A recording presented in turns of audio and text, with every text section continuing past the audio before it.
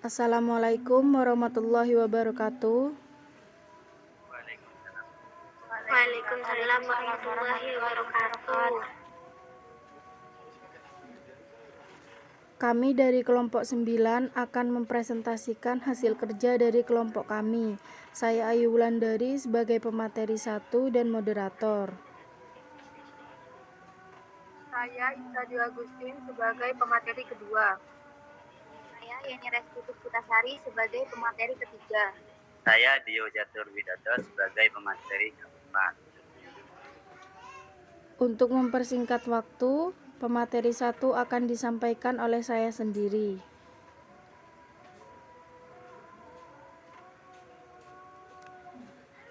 Pengertian paragraf.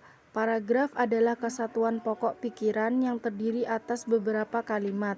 Sebuah paragraf terdiri atas satu pokok pikiran atau satu gagasan utama. Menurut Cair pada tahun 2011, paragraf adalah satuan bahasa yang terdiri atas dua buah kalimat atau lebih yang saling berkaitan, memiliki satu kesatuan yang utuh dan padu. Menurut Kamus Besar Bahasa Indonesia KBBI, paragraf adalah bagian bab dalam suatu karangan. Biasanya mengandung satu ide pokok dan penulisannya dimulai dengan garis baru.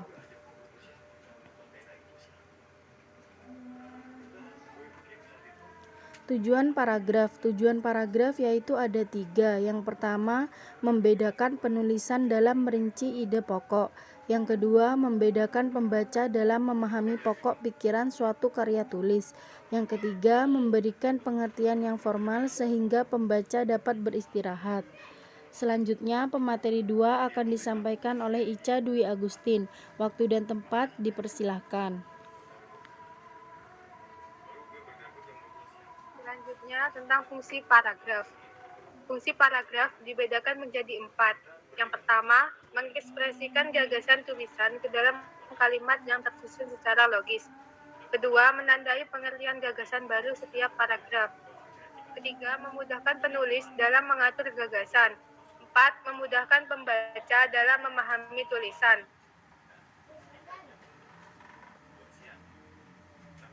Selanjutnya, jenis paragraf. Menurut Spinoza pada tahun 2009, paragraf dikelompokkan menjadi 3, yaitu paragraf menurut posisi kalimat topik, paragraf menurut isinya, dan paragraf menurut fungsinya. Jenis-jenis paragraf berdasarkan posisi kalimat. Yang pertama, paragraf deduktif, paragraf induktif, paragraf deduktif-induktif, dan paragraf penuh kalimat topik. Paragraf menurut isinya ada 5, yaitu paragraf persuasif, paragraf argumentatif, paragraf naratif, paragraf deduktif, dan paragraf ekspositoris. Dan terakhir, jenis-jenis paragraf menurut fungsinya. Menurut fungsinya, paragraf dibedakan menjadi 3, yaitu paragraf pembuka. Paragraf pembuka bertujuan untuk mengawali atau membuka suatu karya tulis.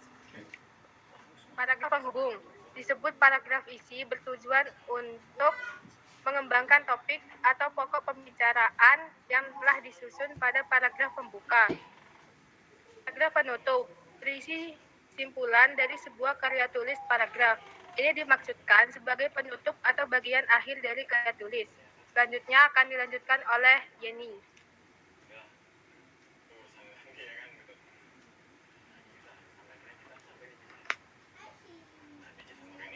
Materi selanjutnya yaitu syarat-syarat penyusunan paragraf. Yang pertama ada kesatuan paragraf. Bisa dikatakan demikian apabila seluruh kalimat dalam paragraf tersebut membahas satu ide pokok. Yang kedua, kepaduan paragraf. Tercipta apabila dibaca lancar atau logis dan diperlukan pengait antar kalimat agar menciptakan paragraf yang padu. Yang ketiga, pengembangan paragraf. Penambahan keterangan dalam bentuk kalimat penjelas terhadap ide pokok, gagasan dalam kalimat pokok yang dilakukan dalam urutan yang beraturan. Ciri-ciri kalimat utama atau kalimat topik antara lain. Yang pertama, kalimat utama merupakan kalimat lengkap yang dapat berdiri sendiri. Permasalahan yang dapat dirinci dan diuraikan secara lebih lanjut.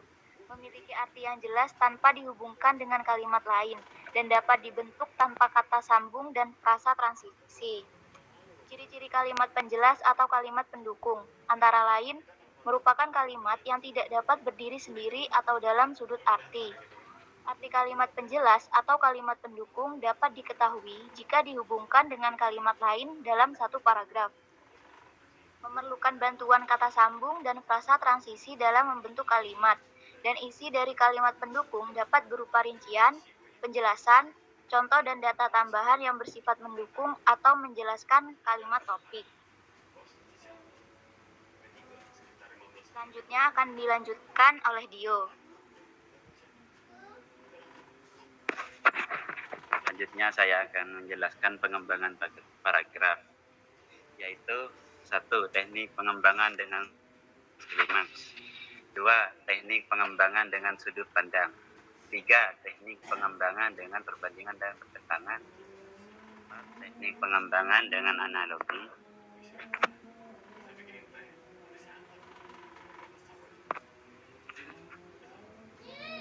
Yang kelima, teknik pengembangan dengan proses.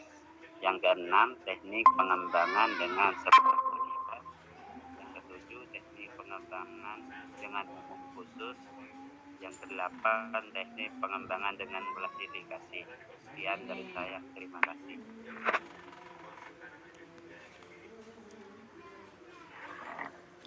Sekian dari kelompok kami penjelasannya. Mungkin dari audiens ada yang ingin bertanya? Silahkan. Saya ingin bertanya, Iya, Mbak Ajeng. Monggo. contoh dari kalimat pendukung atau penjelas.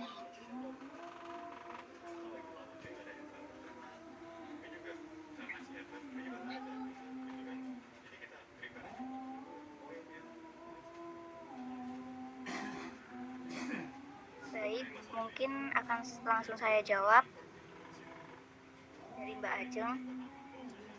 Jadi untuk pengertian kalimat pendukung itu sendiri adalah kalimat yang digunakan oleh penulis untuk memperjelas kalimat utama. Dengan adanya kalimat pendukung, maka kalimat utama sebuah paragraf menjadi lebih dan mudah dimengerti. Contoh kalimat utamanya seperti ini: korupsi merajalela di instansi pendidikan. Lalu kalimat pendukungnya, 4 orang pengawas dinas pendidik diciduk karena terbukti menyalahgunakan uang kesejahteraan untuk para guru. Bisa dimengerti?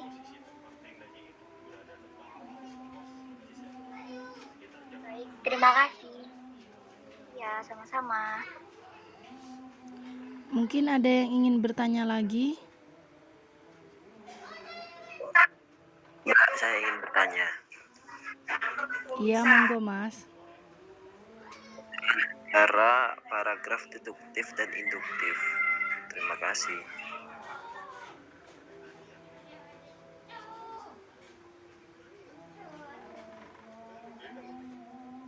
Baik, langsung saya jawab ya. Jenis perbedaan paragraf deduktif dan induktif yaitu jenis paragraf deduktif memiliki ide pokok di awal dan menyampaikan gagasan dari yang umum atau luas ke hal yang khusus.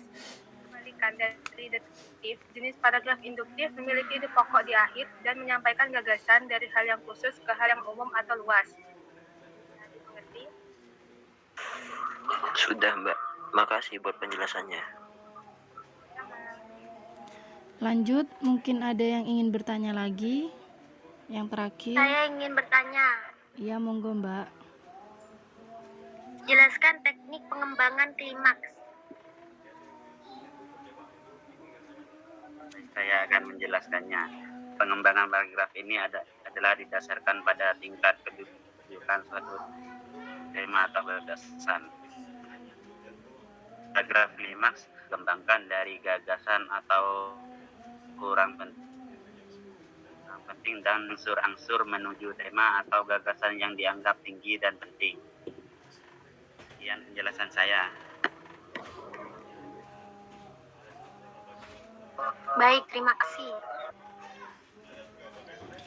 Baik, terima kasih. Sekian dari kelompok kami. Saya mewakili dari teman-teman mengucapkan banyak-banyak terima kasih kepada audiens. Dan sekian dari kelompok kami. Assalamualaikum warahmatullahi wabarakatuh. Waalaikumsalam warahmatullahi wabarakatuh. Warahmatullahi wabarakatuh.